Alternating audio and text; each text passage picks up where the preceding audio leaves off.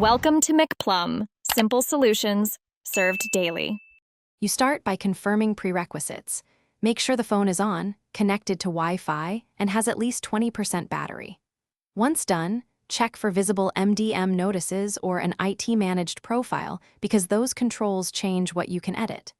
Next, open settings and navigate directly to security or lock screen. That's where the lock options live. You do this now to avoid wasted steps later. So tap through to the lock screen panel and look for change or screen lock options. You choose the lock type next: pattern, PIN, password, or biometrics if available.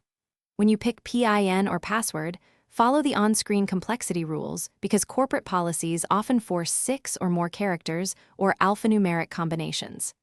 If biometrics are allowed, enroll fingerprint or face now, and make sure you also set a secure fallback PIN or password.